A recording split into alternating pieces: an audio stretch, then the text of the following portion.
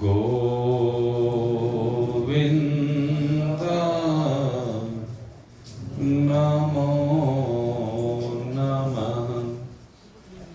श्री कृष्णाय नमो नमः। नारायणाय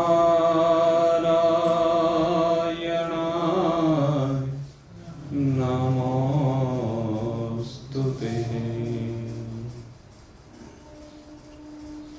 उपस्थित सौभाग्यशाली भगवत कृपा संयुक्त जिज्ञासु वृंद, कल आपके सन्मुख भगवान श्री कृष्ण ने अर्जुन को किसी भी प्राणी की प्रकृति को समझने का जो सूत्र है उसके संदर्भ में चर्चा प्रारंभ की।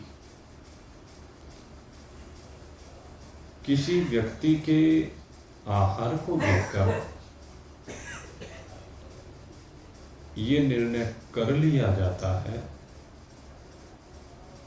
कि उसकी प्रवृत्ति कैसी है, उसका भाव कैसा है, उसका चरित्र कैसा है या कैसा होना चाहिए।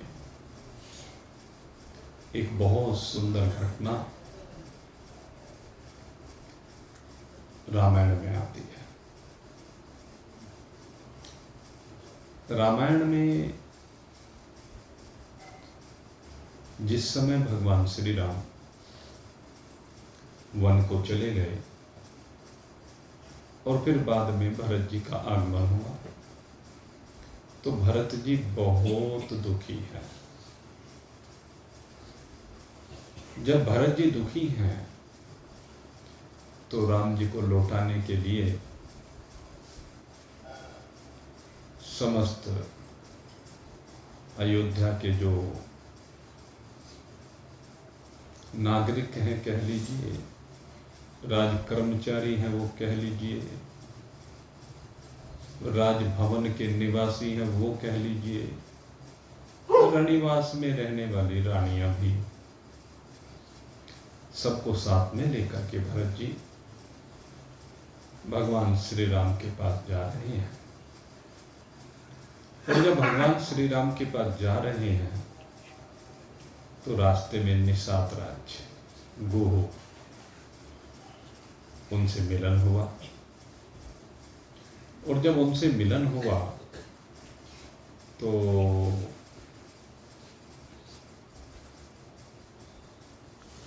निषाद राज गुह ने दूर से ही दंडवत किया भरत जी को देख करके। अब दंडवत प्रणाम करने के उपरांत भरत जी ने देखा कि ये अपनी जाति के कारण से दूर से नमन कर रहा है, क्योंकि उस समय छुआछूत इत्यादि बहुत हुआ करती थी। लेकिन भरत जी ने कहा कि ये तो वो है जिसे राम जी ने अपने हृदय से लगाया है, और जिसे राम जी ने हृदय से लगाया है मुझे उसके चरण छूने चाहिए। ये तो राम जी का प्यारा है, इसलिए मैं तो इसके चरणों का दास होना चाहता हूं। उन्होंने कहा भैया तुम दूर से क्यों प्रणाम कर रहे हो? कहने लगे मैं भाई छोटी जाति का व्यक्ति हूं, अछूत माने जाते हैं। कहने लगे जिसको भगवान ने छू दिया वो भी आज अपने को अछूत मानना, ये कैसे संभव है? अरे जिसको भगवान का संस्पर्श मिल गया उसके अंदर तो भगवान की दिव्यताएं आ गई, उसके अंदर तो भगवान के वो भाव आ गए जो करुणा से संयुक्त हैं, दया से संयुक्त हैं, प्रेम से संयुक्त हैं। इसलिए हे निषाद राज, ये भरत राम जी का छोटा भाई आपके चरणों में प्रणाम करता है। निषाद राज गो की आंखों में पानी आ जाता है। भरत जी आगे बढ़े और अपनी दोनों हाथ आगे कर दी। आओ निषाद, अरे तुम्हें मेरे राम जी ने हृदय से लगाया है, जरा उनके संस्पर्श की अनुभूति तुम्हारे हृदय से हृदय को लगा करके मैं भी करना चाहता हूं। ये भाव क्या खेल है। ऐसे भाव को देखा तो आंखों से झरझर आंसू बह रहे, लेकिन इतने में क्या देखा कि पीछे बड़ी भारी सेना चली आ रही। जब बड़ी भारी सेना को आते हुए देखा तो जो बड़े बुजुर्ग थे उनके मन में संदेह हुआ। अब बहरहाल निषाद राज भी राजा हैं श्रृंगवेरपुर के, तो उनके सलाह देने वाले बड़े बुजुर्ग मनुष्यवी लोग हैं। इस स्थिति को देखा तो उनके मन में संशय उत्पन्न हो गया कि राम जी से अगर भरत जी मिलने जा रहे हैं तो फिर सेना का क्या काम है। सेना क्यों साथ में लेकर आए हैं। हमें लगता है कभी कहीं राम जी का कोई अहित ना करे। कहने लेकिन जिस प्रेम के साथ निषाद ये आपसे मिला है उससे इसका भाव ऐसा प्रतीत नहीं होता है। लेकिन फिर भी सुरक्षात्मक दृष्टि से आज्ञा दो कि सेना अपने धनुष बाण तैयार करके तैयार रहे। वीर युद्ध कला में बड़े निपुण होते थे, तो उनको आदेश दे दिया, लेकिन कहा कि नहीं, आक्रमण नहीं करना है। सेना आ रही तो आक्रमण नहीं करना है, अपितु पहले इनके भाव को चेक करना है।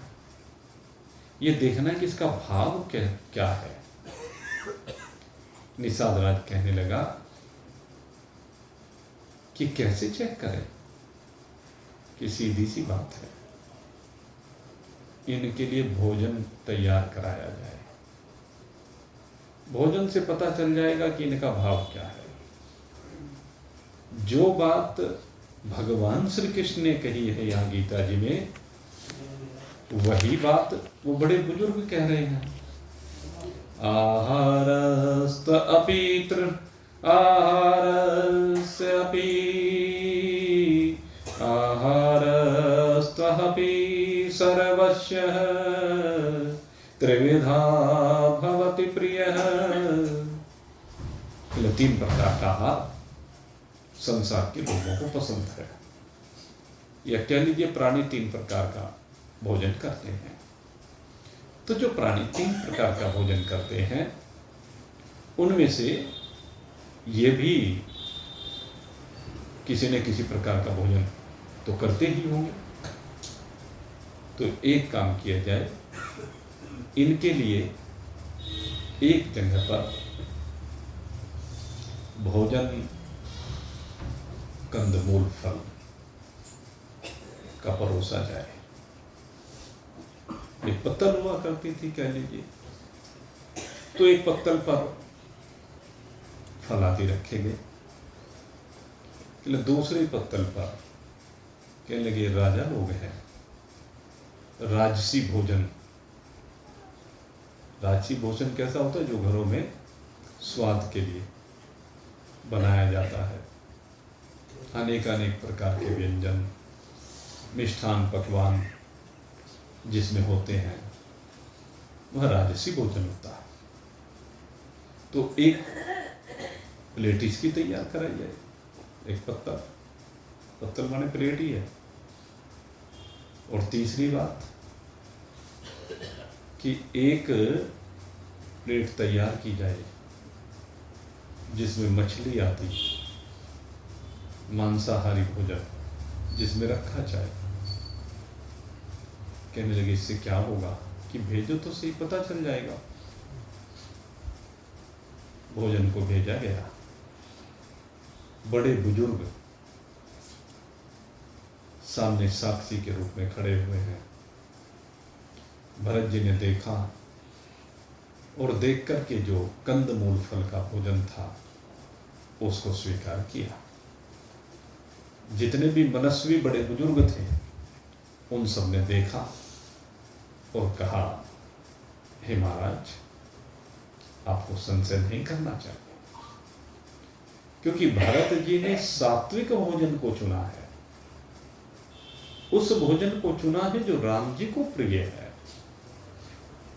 इसलिए चूंकि सात्विक भोजन को ये चुन रहे हैं, इसलिए इससे सिद्ध होता है कि इनकी प्रकृति सात्विक है। इस समय ये सात्विक भोजन का चुनना ये बताता है कि इनके भाव में कोई मिलावट नहीं है। इनके भाव में राम जी का अहित करने का भाव नहीं हो सकता। अगर अहित करने का भाव होता तो ये तामसी भोजन को चुनते, क्योंकि युद्ध की बात जब होती है तो प्रकृति तामसी होती है। और अगर यदि केवल दिखावे के लिए राम जी के पास जा रहे होते तो राजसी भोजन का चुनाव करते। मुखौटा ओढ़ करके जाना, ये बनना कि मैं तुम्हारा हितकारी हूं, लेकिन वास्तव में बस केवल एक दिखावा करना और आके राज्य करना है, तो राजसी भोजन स्वीकार करते। लेकिन उन्होंने सात्विक भोजन को स्वीकार किया, इसका मतलब इनका भाव बिल्कुल शुद्ध है। तो हमारे मनीषी भोजन के द्वारा पहले प्रकृति का अनुमान लगाया करते थे, और उस भोजन से वर्तमान प्रकृति का तो जरूर पता चल जाता है। और ये प्रकृति का कब पता चलेगा? जब उसके सामने तीनों प्रकार का भोजन रखा हुआ हो। अगर यदि कोई ऑप्शन ही ना हो तो उस समय आप निर्णय नहीं कर सकते, लेकिन जब तीनों प्रकार के ऑप्शन हैं तो निश्चित रूप से आप देखेंगे कि निर्धारण हो जाता है प्रकृति का। कभी आप लोगों को अगर अवसर मिला हो, मैं तो कहता हूँ ना ही मिले अच्छा है, लेकिन भाई सामाजिकता है, उस सामाजिकता में जाना पड़ता है।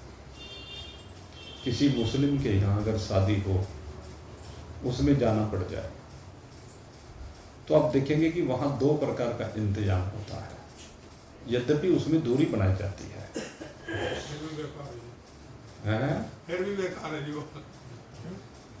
ठीक है, वो मैं तो बात आपको जो बताना चाह रहा हूँ वो तो मैंने पहले ही कह दिया, लेकिन कभी कभी संबंध ऐसे हो जाते हैं कि उस जगह जाना भी पड़ जाता है। कभी मजबूरी में जाना पड़ सकता है। विचार करके देखें, कैराना में बैठ करके अगर मनोवर हसन के परिवार से निमंत्रण आएगा, आप चिंतन करें। और उनके साथ भी तो बहुत लोगों का प्रेम होता है, ऐसा तो नहीं। ये थोड़ा है ना भाई वो किसी का सबका वो अहित थोड़ा ना करते हैं सबका। कुछ उनके बड़े प्रिय हैं, बड़ी अच्छी दोस्ती है, उनके लिए जान तक देने को तैयार बैठे हैं, ऐसे भी लोग हैं, मैं आपको बता दूं। लेकिन उनके यहाँ क्या है कि आप जब देखेंगे, अगर यदि उन्होंने 100 लोगों को, हमारे 100 लोगों को बुलाया, तो आपको सुनकर के आश्चर्य होगा, 100 में से 70 उधर ही जाते हैं, 30 इधर जाते हैं। ये स्थिति है। तो इससे क्या पता चलता है? जो उधर जा रहे हैं इट मीन वो तामसी प्रकृति के हैं। निर्णय हो गया, क्योंकि उनके सामने दोनों प्रकार का भोजन परोसा। और आपकी जानकारी के लिए बताऊं, अगर मुस्लिम परिवार में भोजन करने के लिए जाते हैं, जब हिंदुओं को जो बुलाते हैं ना अलग से, इतना सात्विक भोजन वो बनाते हैं, इतनी शुद्ध तरीके से बनाते हैं, कोई प्याज लहसुन किसी भी प्रकार का, बहुत बढ़िया व्यवस्था करते हैं और अलग स्थान पर करते हैं। रिसेप्शन तो एक ही होता है जहाँ पर वो मिलते हैं लोगों से, वो तो, लेकिन जगह दोनों दूर होती है बराबर बराबर नहीं होता ना कि भाई केवल पर्दा नहीं लगा दिया, ऐसा नहीं है। उसका पंडाल अलग होता है, उसका पंडाल अलग होता है, और बिल्कुल सात्विक भोजन परोसते हैं वहाँ पे, जो उनकी प्रकृति है। तो उससे निर्णय हो गया ना, जो उधर गया तो पता चल गया ये तो राजसी प्रकृति का है या तामसी प्रकृति का है, और जो इधर रह गया उससे पता चला कि ये सात्विक व्यक्ति है। तो भोजन से पता चल जाता है कि इस व्यक्ति की प्रकृति कैसी है। भगवान ने यही तो कहा कि आहारस्त्वपि सर्वस्य त्रिविधो भवते प्रिय। ये 3 प्रकार का भोजन प्रिय है। अब हम चर्चा को और आगे लेकर के चलेंगे। पहले अगर मन में कोई ये संशय था कि आहार से कैसे पता चल सकते, तो 2 उदाहरण मैंने आपको दिए हैं जिनसे इस बात का पता चल जाता है। भगवान श्री राम जब वनवास में थे ना, तो ये जब अत्रि ऋषि के यहाँ गए, तो आप वाल्मीकि रामायण पढ़ना।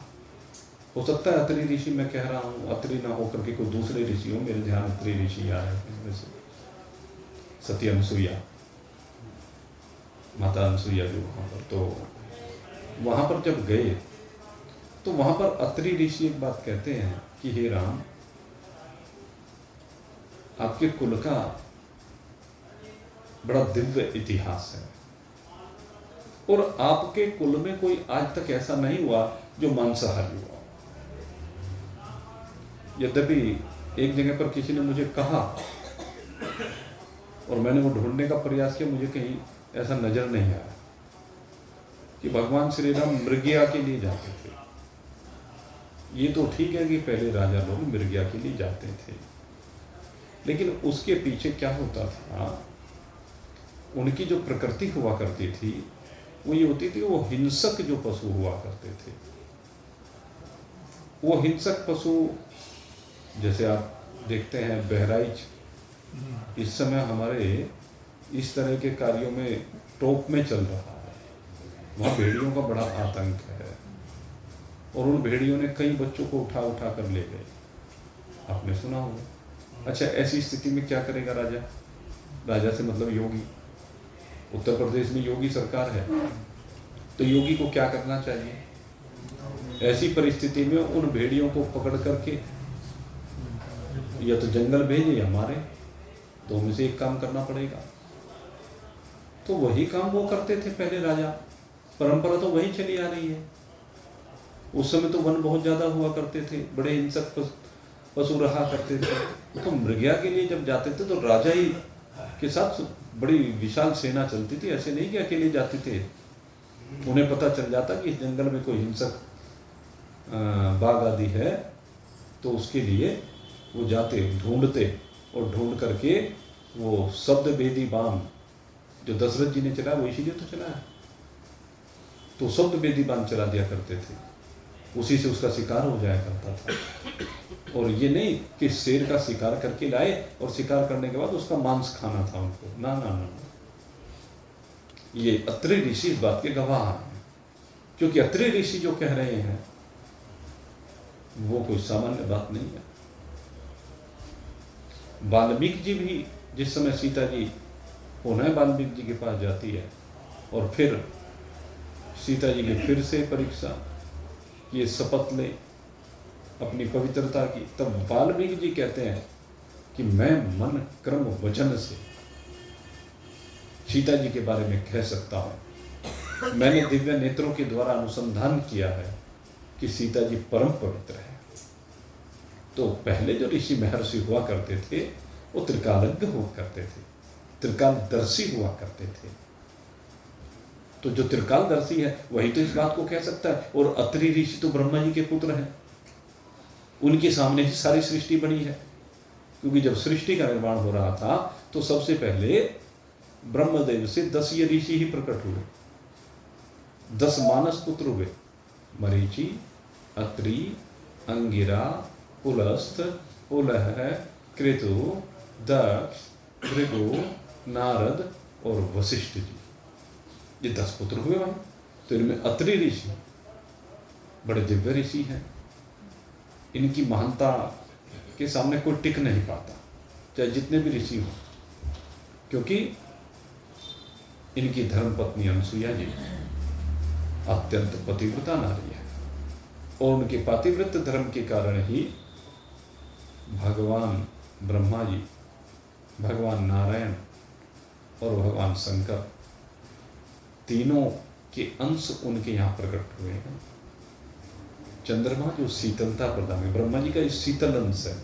यद्यपि ब्रह्मा जी रजोगुणी देवता हैं, लेकिन रजोगुणी देवता होने के बावजूद जो रजोगुण का शीतल अंश है, उस शीतल अंश को जगत को प्रदान किया है। आप चिंतन करके देखें कि चंद्रमा जो अनसुईया जी के पुत्र हुए हैं, अगर वो ना हो तो इस धरा पर अन्न पैदा नहीं हो सकता। तो अत्रि ऋषि का कितना बड़ा अनुग्रह है, विचार करके देखें। और दूसरी बात, भगवान नारायण उनके यहाँ अवधूत दत्तात्रेय जी के रूप में अवतरित हुए। और आपकी जानकारी के लिए मैं बता दूं, आज तक इस धरा पर जितने भी ऋषि महर्षि हुए हैं, इस धरा पर जितने भी ऋषि महर्षि आज तक अवतरित हुए हैं, कोई भी अवधूत दत्तात्रेय जी का मुकाबला नहीं कर सकता। अवधूत दत्तात्रेय जी जैसा महान विभूति इस जगत में आज तक कभी नहीं हुई।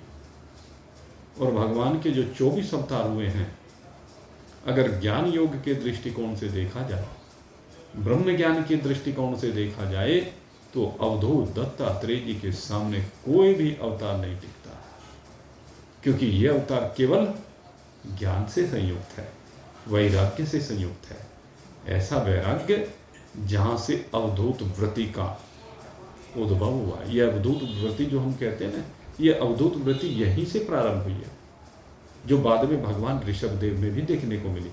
लेकिन भगवान ऋषभदेव से वो ज्ञान प्रकट नहीं हुआ जो अवधूत दत्तात्रेय जी से प्रकट हुआ है। अवधूत दत्तात्रेय जी का ये ज्ञान जो महाराज यदु को प्राप्त हुआ, वो ज्ञान जो अवधूत गीता के रूप में जाना जाता है।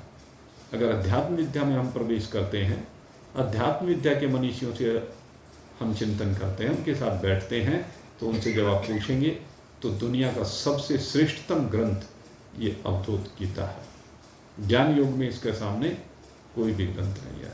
एक एक करके जो हमारी वेदांत की प्रक्रिया है, वेदांत की वो प्रक्रिया जिसके द्वारा समस्त ज्ञान होता है। ऋग्वेद ने जिसके बारे में कहा कि प्रज्ञानम ब्रह्म, ब्रह्म कौन है, कहते हैं प्रकृष्ट ज्ञान स्वरूप है। तो ये अवधूत गीता ऐसा ग्रंथ है जो उस प्रकृष्ट ज्ञान को हमें परोसता है। प्रकृष्ट माने शोधित ज्ञान, प्रकृष्ट माने बिल्कुल प्योर माल, जिसमें कोई मिलावट नहीं है, अत्यंत निर्मल। ये अवधूत दत्तात्रेय जी ने हमें प्रदान किया है भाई। तो इसलिए अवधूत दत्तात्रेय जी की महत्ता। इसके बाद दुर्वासा जी का प्रकट हुआ, और दुर्वासा जी इस लोक के लिए कितने हितकारी हैं। भले ही लोगों को ये दिखाई देता हो कि दुर्वासा जी बड़े क्रोधी ऋषि थे, लेकिन उन क्रोधी ऋषि के स्वभाव के पीछे भी हर जगह पर कल्याण छिपा हुआ था। किसी भी जगह पर देख लीजिए जहां उन्होंने साप दिया है, देखने में वो साप लगता था, लेकिन जब अनुभूति की जाती थी तो वरदान बन जाया करता था। ये दुर्वासा जी की विशेषता है। घटना आती है भगवान श्री कृष्ण के जीवन की। भगवान श्री कृष्ण का जीवन, दुर्वासा जी एक बार आ गए अतिथि बन करके, और जब अतिथि बन करके आए तो दुर्वासा जी ने से पूछा गया कि आपके लिए क्या भोजन बनाया जाए, जो आपको प्रिय हो। कहने लगे जो तुम्हारी इच्छा बनाना वो, लेकिन खीर जरूर बनाना। और रुक्मणी जी ने स्वयं अपने हाथों से दुर्वासा मुनि के लिए खीर का प्रसाद तैयार किया, और वो जो खीर का प्रसाद लेकर के आए, अब जब खीर का प्रसाद लेकर के गर्मा गर्म खीर, दुर्वासा जी ने देखा, क्रोध आ गया। देखने में क्या लगा कि क्रोध आ गया, लेकिन वो क्रोध का क्या रूप था वो आगे पता चलता है। उन्होंने भगवान कृष्ण से कहा कि ये जो खीर तुम इतनी गरम गरम ला करके मुझे जलाना चाहते हो, कहने अपने शरीर पे मलो, सारे शरीर पे मल डालो। भगवान श्री कृष्ण ने गर्मा गर्म खीर अपने शरीर पर मल ली, लेकिन ऋषि का प्रसाद समझ करके, और जब ऋषि का प्रसाद समझा तो चरण को बचा गए कि नहीं, चरणों पर नहीं, ये तो मस्तक पर धारण करने की चीज है। सारे शरीर को फपोले पड़ गए। सबने जब उस दृश्य को देखा कि भगवान श्री कृष्ण के सारे शरीर पर फपोले पड़ गए हैं, कहने लगे कैसा दुर्वासा, अरे तुझे कहते हुए लज्जा नहीं आती? इन भगवान श्री कृष्ण को जो हमारे सब के आधार अधिष्ठान है, तुमने इनके साथ ऐसा किया। बहुत भली बुरी कही गई दुर्वासा जी को, लेकिन चिंतन करके देखना, ये भगवान श्री कृष्ण की गलती कहें या प्रारब्ध का खेल कहें, दोनों ही बात है। प्रारब्ध बनाने वाले, प्रारब्ध को जानने वाले, वो तो भगवान श्री कृष्ण ही है। उन्होंने चरणों का बहाना किया। क्यों? उस खीर को खाने से, उस खीर को लगाने से शरीर के जिस जिस अंग पर भी वो खीर लग गई, कहते हैं वो अंग कवच बन गया, अभेद कवच बन गया। और जहां नहीं लगाई, आप जानते हैं दुर्वासा जी ने होनी को देख लिया था और प्रयास किया था कि मैं इस होनी को टाल दूं, क्योंकि उन्हें पता था कि भील का पान आकर के भगवान को लगेगा भलस्वाती होगा। प्रभास क्षेत्र में जब सब यदुवंशी आपस में लड़ लड़ करके मर गए, तो उस समय पर भगवान श्री कृष्ण भी लीला का स्मरण करने के लिए चले। एक पेड़ पर जाकर के विराजमान हुए, पैर के ऊपर पैर रखा, पत्तों की ओट में है। भील ने देखा, और भील ने जब देखा कोई पक्षी समझा, और पक्षी समझ करके बाण चला दिया, और वही बाण भगवान श्री कृष्ण के चरणों में जाकर के लगता है, और उसी बाण से भगवान श्री कृष्ण अपनी लीला का संवरण करते हैं। दुर्वासा जी ने अगर उस समय कृष्ण को विवश कर दिया होता कि तलवों पर भी खीर लगा दो, तो भील का वो बाण बींद नहीं सकता था। लेकिन होनी होनहार होती है, होनी तो कौन टाल सकता है? जो प्रारब्ध है भाई, उसका छूटा हुआ बांध तो सबको लगेगा ही। प्रारब्ध क्योंकि पहले बनी हुई है। प्रारब्ध वो है जो हमने पहले कर्म किए हैं। प्रारब्ध पहले बनी, पीछे बने शरीर। पर तुलसी अफसोस ये है कि मन नहीं बांधे थी, मन को विश्वास नहीं होता, संयम नहीं होता, धैर्य नहीं होता। ये स्वभाव है मन का, और ये मन का स्वभाव ऐसा क्यों है? उसके पीछे कारण है अन्न। मन का जो ये चंचल स्वभाव है, उसके पीछे कारण है अन्न। आपने कहावत सुनी होगी, जैसा खाएं अन्न वैसा बने मन। ये जो अन्न है ना, ये बड़ा कीमती है। हम जो खा रहे हैं वो बड़ा कीमती है, क्योंकि इस शरीर में सबसे महत्वपूर्ण एलिमेंट वो मन है। उस मन को बनाने वाला ये अन्न है। जो भी हम अन्न खाते हैं, उस अन्न के द्वारा कहते हैं जो भी गंदगी होती है वो तो शरीर से मलमूत्र बन करके बाहर निकल जाती है, लेकिन इसका जो अति सूक्ष्म अंश होता है अन्न का वही मन बनता है। स्थूल अंश तो बाहर निकल जाता है, लेकिन सूक्ष्म अंश अन्न से मन बन करके दिशा का निर्धारण करता है। और अगर यदि सात्विक अन्न खाते रहे तो जिनका मन तामसी भी है ना, धीरे धीरे वो तामसी भी सात्विक में परिवर्तित हो जाएगा। ये भगवान सूत्र देते हैं, जैसा खाएं अन्न वैसा बने मन। भाई पहले से भले ही तामसी बना हो, पहले से भले ही राजसी बना हो, लेकिन आप विचार करके देखें। मान लीजिए अब हमारे अंतःकरण में कालिक भरी हुई है, तमोगुण की कालिक है, रजोगुण का रक्त भरा हुआ, ये कह लीजिए, सतोगुण नहीं है। लेकिन अगर यदि सतोगुण का दुग्ध, सतोगुण का घृत उसके अंदर डालने लगे तो क्या होगा? वो घृत उस रक्त और उस कालिक में जाकर के मिलेगा। अब उसमें से कुछ बाहर तो जरूर निकलेगा, क्योंकि नियम है, जो हम खा रहे हैं उसको बाहर तो निकलना ही पड़ेगा। तो जब हम दूध डालेंगे तो क्या सारा दूध बाहर निकलेगा केवल? क्या उस दूध के साथ वो कालिक और वो रक्त नहीं निकलेगा? वो गंदा रक्त निकलेगा। जब बार बार दूध डालेंगे तो धीरे धीरे ऐसा होगा कि हर बार डाले गए दूध के साथ रक्त और कीचड़ दोनों बाहर निकलते चले जाएंगे, और एक स्थिति ऐसी आएगी कि रक्त और कीचड़ दोनों बाहर होंगे। ये है तमोगुण से सतोगुण में पहुंचना, रजोगुण से सतोगुण में पहुंचना।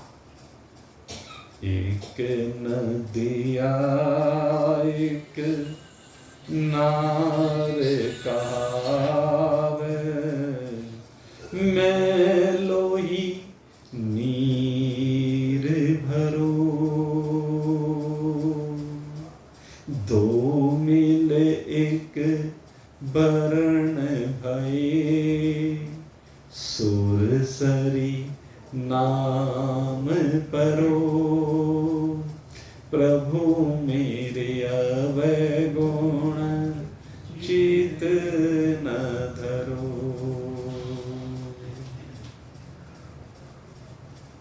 भगवान से सूरदास जी प्रार्थना करते हैं और कहते हैं, प्रभु अवगुणों को मत देखो।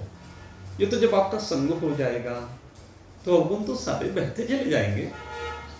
यही तो है, जब गंगा जी में जाकर के गंदगी मिलती है तो गंदगी भी गंगा जी हो जाती है, लेकिन गंगा जी उस गंदगी को अपने पास नहीं रखती है।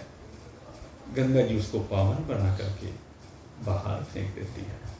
उसके स्थूल अंश को, जो गंदा अंश है, उसको बाहर फेंक देती है, और जो उसका सूक्ष्म अंश होता है उसको अपने साथ एक रूप कर लेती है। ये गंगा जी की विशेषता होती है। तो उसी प्रकार से सतोगुण में जब ये रजोगुण और तमोगुण आकर के मिलते हैं तो धीरे धीरे इनका प्रभाव समाप्त होता चला जाता है, और एक स्थिति ऐसी आती है कि रजोगुण और तमोगुण दोनों निवृत्त हो जाते हैं।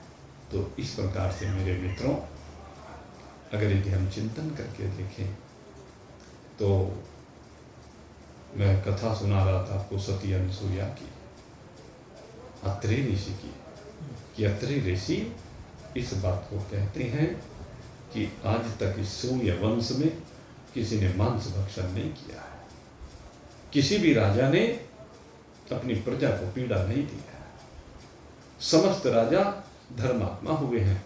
इसलिए हे राम, तुमने जिस वंश में अवतार लिया है वो बड़ा दिव्य वंश है।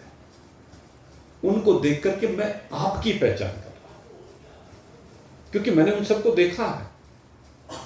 मैंने सूर्य नारायण को भी देखा है, सूर्य नारायण के पुत्र मनु महाराज को भी देखा है। मनु महाराज के जो 10 पुत्र इक्ष्वाकु आदि हुए, मैंने उनको भी देखा है, जहां से ये सूर्य वंश इक्ष्वाकु कुल बन गया। और इसके बाद मैंने रघु महाराज तक एक एक करके, एक से एक बढ़ करके राजे महाराजाओं को देखा है। मैंने कहते हैं महाराज दिलीप को देखा है, मैंने राजा सगर को देखा है, मैंने भगीरथ को देखा है जो गंगा जी को लेकर आए हैं, मैंने तुम्हारे कुल में उस सत्यवादी हरिश्चंद्र को देखा है, और मैंने उन रघु को देखा है जिन्होंने इस कुल के लिए रीति बनाई और उस रीति का पालन करने के लिए आप वन में आए हैं। इसलिए मेरा आशीर्वाद है, घबराने की आवश्यकता नहीं है। अनुसुईया जी ने माता सीता को आशीर्वाद दिया है, बेटी तुम्हें बहुत बड़ी परीक्षा देनी है, इसलिए लो मैं तुम्हें कुछ वस्त्राभूषण भेंट करती हूँ। कौन से वस्त्राभूषण भेंट किए? कहते हैं जो कभी भी मैले नहीं होते हैं। और सीता जी अशोक वाटिका में लगभग 1 साल रही है, लेकिन उन्होंने वस्त्राभूषण परिवर्तित नहीं। जिन वस्त्रों में गई थी उन्हीं वस्त्रों में रही है। और ये वस्त्र कहाँ से आए? ये सती अनुसुईया जी ने भविष्य को देख ली, उन्हें बेटी कहकर के संबोधित किया है। ये बड़ा दिव्य भाव है भाई। अशोक वाटिका में माता सीता इतने लंबे समय रही और एक तपस्विनी का जीवन जिया है। उसकी बारे में हमने सुना है, चूंकि वैसे जाकर देखेंगे भाई 1.25 महीना रह गया है, तो 1.25 महीने बाद जाकर के हम उस अशोक वाटिका को देखेंगे और वहां जाकर के हम माता सती के उस तप के प्रभाव को आज भी देखना चाहेंगे, क्योंकि हमने सुना है कि आज भी वहां का जो वातावरण है वो बड़ा दिव्य है। इसीलिए हम लोग वहां पर जा रहे हैं। वैसे तो श्रीलंका में पग पग पर मेरे राम की महिमा बिखरी पड़ी है, लेकिन हमें तो माता सीता के तप को देखना है। उनके तप के कारण आज भी वो जो भूमि एक दिव्यता अपने आप में समेटी हुई है, हम तो उसको अनुभूत करने के लिए जाना चाहते हैं। हमें बिल्डिंगें देखने का कोई शौक नहीं ना, हमें समंदर देखने का शौक है, हमें इन चीज़ों का कोई शौक नहीं, बहुत देख रखे हैं। हमें तो वो माता सीता की वो उपस्थिति अपने आप में वहाँ पर अनुभूत करनी है। हम तो ये चाहेंगे कि माता सीता ने जो आशीर्वाद उस भूमि पर श्री हनुमंत लाल को दिया, वो आशीर्वाद हमें मिले, हम अपनी अजरता, अमरता, अविनाशिता में विराजमान हो भाई। यही तो हमारा उद्देश्य यही है। और जो हमारे साथ में जा रहे हैं उन सब का भी मुझे पता नहीं क्या उद्देश्य है, लेकिन जब मेरे साथ में जाएंगे तो मैं तो भाई यही उद्देश्य बनाऊंगा। मेरे तो जीवन का प्रयोजन यही है। इतने मोटे पैसे खर्च करके वहाँ जा रहे हैं तो उसके पीछे प्रयोजन यही है भाई। हम तो जहाँ भी जाते हैं हमारा एक ही प्रयोजन होता है कि भगवान के साथ आपके हृदय के तार जुड़े। वहाँ पर भगवान की शक्ति माता सीता जी विराजमान है, उनके भावों के साथ आपके भाव जुड़े और ऐसे भाव जुड़े जैसे श्री हनुमंत लाल के। वहाँ पर जाकर के उन्होंने क्या किया? कहते राम कथा के सबसे पहले वक्ता इसलिए हनुमंत लाल लिखे, राम नाम गुण वर्ण ही लाल। गोस्वामी जी महाराज ने यही तो लिखा है कि वहां पर जाकर के श्री हनुमंत लाल ने राम जी की महिमा का गुणानुवाद प्रारंभ किया। तो हम भी वहां जाकर के भाई, समय तो ज़्यादा नहीं मिलेगा, लेकिन जितना समय हमें मिलेगा अशोक वाटिका में जाने से पहले हम वहाँ पर पहले भगवान श्री राम के, माता सीता जी के गुणों का वर्णन करेंगे और वो गुणों का वर्णन करने के बाद फिर उस अशोक वाटिका में जाकर के उस दिव्य स्थल के दर्शन करेंगे जहाँ श्री हनुमंत लाल जी की माता सीता से भेंट हुई थी, और उस आशीर्वाद को पाने के लिए पूरा प्रयत्न करेंगे भाई। आगे राम जी की इच्छा है भाई, वो कितनी कृपा करते हैं। मैं तो मानता हूँ सबसे बड़ी कृपा तो हमारे ऊपर यही की है कि हमें खींच कर ले जा रहे हैं। मेरे से अयोध्या में पूछा था, अयोध्या में बार बार मेरे से कहा कि बताओ जी अगली कथा कहाँ होगी, अगली कथा कहाँ होगी, लेकिन कोई भाव ही नहीं बना। ये पहली ऐसी कथा थी जहाँ कोई दूसरी जगह कोई भाव ही नहीं बना। मैंने कहा राम जी की जैसी इच्छा होगी, और आते ही कुछ समय के बाद राम जी ने अपने आप ही कहने चलो राम कथा जब कहकर आए हो तो भक्ति स्वरूपणी सीता जी के दर्शन करके आओ, सीता जी का आशीर्वाद लेकर के आओ। और उसी के कारण से ये वहाँ जाने का कार्यक्रम भगवान ने बनवाया है। और जब भगवान ने कार्यक्रम बनवाया है तो भाई कृपा तो होगी। वहाँ घूमने के एक से एक स्थान है, मनोरंजन के, पिकनिक के, लेकिन हमें उन चीज़ों से क्या लेना देना।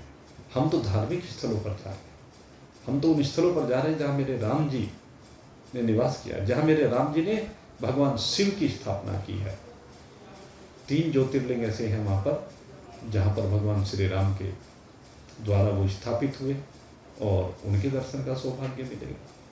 तो खैर भाव क्या है, माता अनसुईया ने वरदान दिया है सीता जी को, अपने वस्त्र आभूषण प्रदान किए हैं, अपने वस्त्र उतार करके सीता जी को दिया, ये समझ लीजिए।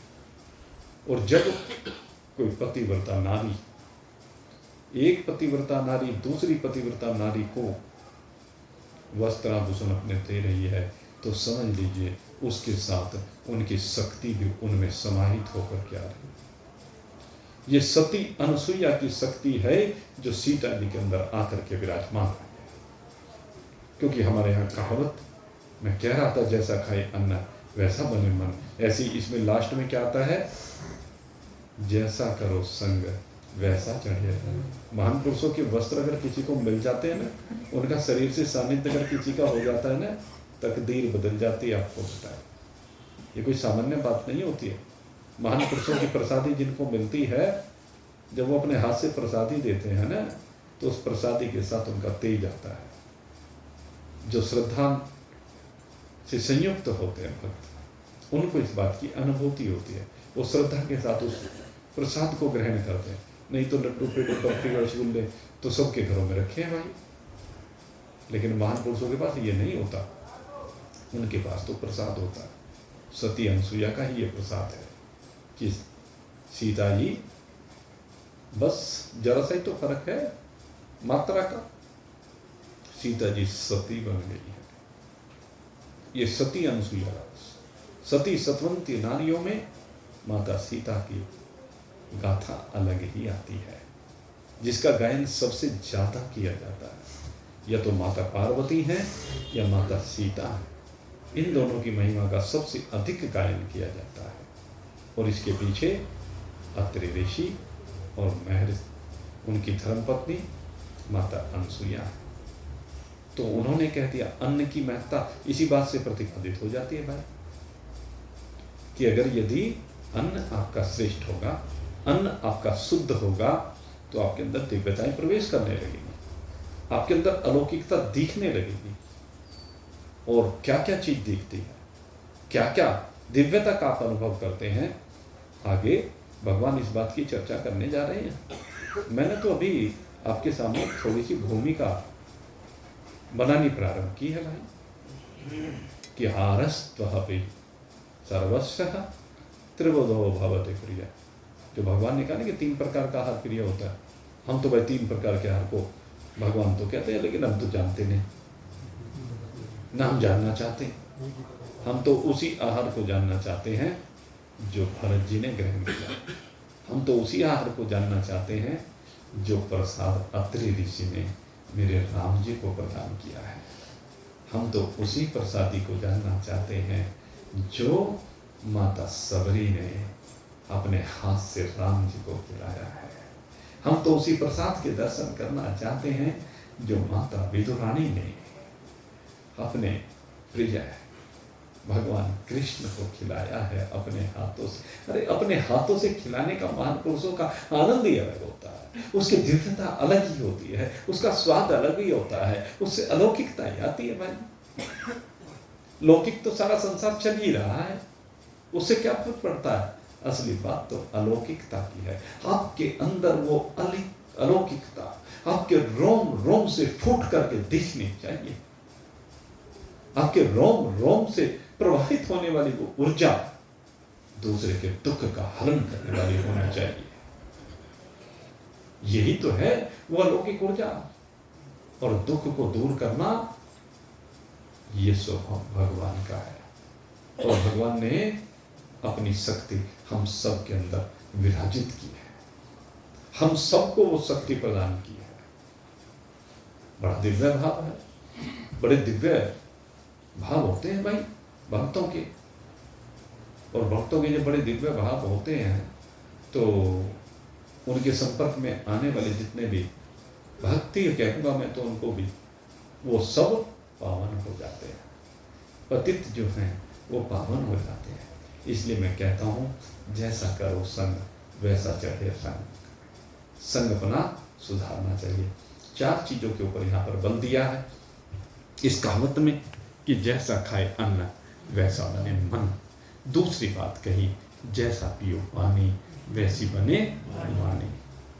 तो जैसा पानी पिएंगे, जैसा जल पिएंगे उससे वाणी बनती है, ये कहा गया है। और तीसरी बात कही जैसी पढ़ो पुस्तक वैसा बने मस्तक, जैसा करो संग वैसा चढ़े रंग। 4 बातें कही जाती हैं और इनमें जो दूसरी बात है जैसा पियो पानी वैसी बने वाणी, तो इसके संदर्भ में थोड़ा वेदांत का जो मत है वो भी मैं आपके सम्मुख रख देता हूँ।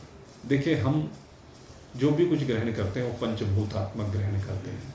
इन पंचभूतात्मक में पहले पृथ्वी तत्व को अन्न के रूप में हम ग्रहण करते हैं, तो अन्न का स्थूल भाग तो मल बन करके निकल जाता है और सूक्ष्म भाग से मन बनता है। ऐसे ही जल का जो स्थूल भाग होता है मूत्रादि बन करके बाहर निकल जाता है, लेकिन जल का जो सूक्ष्म भाग होता है वो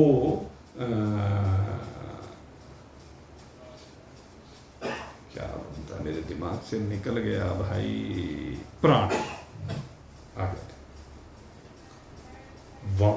जो ये हमारा जल है ना, इसी से हमारे प्राण बन करके आते हैं। तीसरी बात कही कि जो हम आग्नेय तत्व लेते हैं उससे हमारी वाणी बनती है।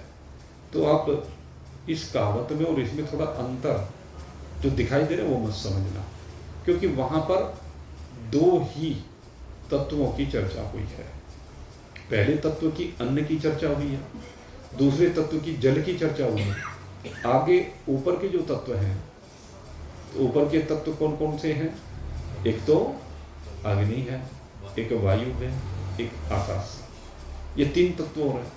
तो ये समझ लेना चाहिए यहाँ पर कि इन तीनों का भाव जल में ही अंतर्निहित है। अर्थात जल के अंदर वहाँ अग्नि भी है, वहाँ वायु भी है, वहाँ आकाश भी है। और इसलिए मैंने कहा अन्न से मन बनता है, जल से प्राण बनते हैं, अग्नि से वाणी बनती है, वायु जो होता है उससे बल बनता है, और जो आकाश का भाग होता है उससे तो सबसे महत्वपूर्ण जो तेज होता है ना, जो वो आपके अंदर प्रकट होता है, जो ओज होता है आपके अंदर वो प्रकट होता है। यही ओज वाणी के माध्यम से निरंतर प्रत्येक प्राणी के मुख से प्रवाहित होता है। ये आकाश का भाग है। तो इस प्रकार से 5 भूतों के सूक्ष्म अंश आपके सामने रखे हैं, इनको समझने की आवश्यकता है। ये जो आज भूमिका बनाई गई है, इस भूमिका को बहुत गहनता से समझने की आवश्यकता है और जीवन में धारण करने की आवश्यकता है। सबसे मुख्य बात तो धारण करने की है भाई। सुन तो बहुत लेते हैं, सुना तो बहुत के द्वारा जाता है कि जी सात्विक भोजन करना चाहिए। हम विशेष रूप से 5 चीज़ों का निषेध करते हैं। अभी वो लंका की जो कथा का जब चर्चा आ रही थी ना, वो लोग आए तो मैंने कहा भाई देखो हमें भोजन ऐसा चाहिए, कहने प्याज लहसुन नहीं गिरेगा बिल्कुल। मैंने कहा प्याज लहसुन नहीं भाई, 3 चीज़ का प्रयोग भी करना, सलजम नहीं खानी है, वहाँ बेंगुन नहीं खाना है, और मलका मसूर की दाल नहीं खानी। तो ये चीज़ जो हम कह रहे हैं ये आपके रोज़ के दैनिक जीवन में होनी चाहिए। जरूरी है क्या मलका की दाल खानी? आपको मलका के अलावा आप अन्य अनेक दाल है, प्रोटीन मिलना है भाई मलका से। विशेष रूप से जितनी भी दालें हैं वो प्रोटीन ही तो प्रदान करती हैं। आप मूंग की दाल खाइए, सबसे ज़्यादा प्रोटीन है। उड़द की दाल भी खा सकते हैं, अरहर की दाल खाइए, चने की दाल खाइए, ये सब भी तो दालें हैं। आप राजमा खाइए, छोला खाइए, चना खाइए, ये सब दालें तो हैं। सब में प्रोटीन भरपूर मात्रा में उपलब्ध है। तो इसलिए मेरे मित्रों, परिवर्तित करो अपने आप को, क्योंकि बगैर परिवर्तन के दिव्यता नहीं आ सकती। बिना साधना के आपको सिद्धता प्राप्त नहीं हो सकती। और ये साधना, मैं नहीं कहता कि कोई जंगल में जाकर के, वहाँ पर जाकर के बैठे, वहाँ जाकर के तप करे, उसके लिए तो भगवान ही मना करते हैं। कहते हैं आपकी रोजमर्रा की जिंदगी में, आपकी दैनिक जिंदगी में आप तपस्वी का जीवन जिए। जीवन तो ये होता है। तो ये तपस्वी का जीवन आप जिएंगे तो फिर तप का प्रभाव तो आएगा ना। तप का प्रभाव तो भाई अलग ही दिखता है। इसलिए आप तपस्वी बने, मनस्वी बने, और इन सब के माध्यम से आप अपने स्वरूप में विराजमान हो। आप सभी के लिए बहुत बहुत शुभकामना करते हुए अब यहीं पर वाणी को विश्राम दे रहा हूँ। बोलिए सच्चिदानंद भगवान की।